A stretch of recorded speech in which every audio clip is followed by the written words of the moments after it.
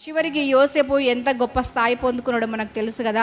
ఎవరైతే చేతులారా ఇంట్లో నుంచి వెళ్ళగొట్టి గోతులో పడవేసి మరల తీసి శత్రు దేశాలకు లేదా దూర దేశాలకు లేదా ఐగుప్తు బానిసత్వానికి అమ్మి వేసినారో వాళ్ళ ఎదుట దేవుడు యోసేపుని హెచ్చించి ఏ దేశానికి బానిసగా అమ్మబడ్డాడో ఆ దేశానికి ప్రధానమంత్రిగా దేవుడు నిలబెట్టి తన అన్నలు కూడా మరలా తిరిగి వచ్చి ఎవరైతే పడేసినారో బాధించినారో అమ్మి వేసినారో వాళ్ళకే దీవెనగా దేవుడు నిలబెట్టినాడు. నిజంగా ఏది మనకు శ్రేష్టమైన దూరమైన దేవుడు మనల్ని చేరదీస్తే ఆ విధంగా ఉంటుంది. ఒకవేళ తన తల్లిదండ్రుల దగ్గర ఉంటే యోసేపు ప్రధానమంత్రి కాకపోయి ఉండేవాడేమో. నిజమే కదా.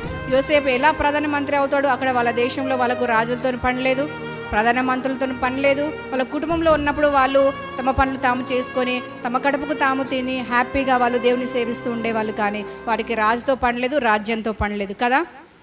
అదే యోసేపు అమ్మబడి అలాగా వెళ్ళిపోయి అన్నిటికి దూరమే అందరికి దూరమే దేవుని చేత చేరదీయబడ్డాడు కాబట్టి దేవుడు హెచ్చించాడు కాబట్టి ఒక దేశానికి రాజుగా ఒక ప్రధానమంత్రిగా అతను నిలబడి ఇలాంటి హెచ్చింపు అనేది పొందుకున్నాడు. నిజంగా దేవుడు చేరదీస్తే ఇలాగా ఉంటుంది. శత్రువుల ఎదుట మన తలలు పైకెత్తి అవమానపరిచిన వారి ఎదుట అందలం ఎక్కించే దేవుడు మన దేవుడై ఉన్నాడు. ఈరోజు మనం ఏ స్థితులలో అలాంటి దీన పరిస్థితుల్లో కృంగిపోయి కుమిలిపోయి దిగజారిపోయి ఉన్నామో యోసేపుని హెచ్చించిన దేవుడు మనల్ని కూడా అలాగే హెచ్చించి మనల్ని ఘనపరచునుగాక, అనేక మందికి దీవెనగా మనల్ని మార్చునుగాక.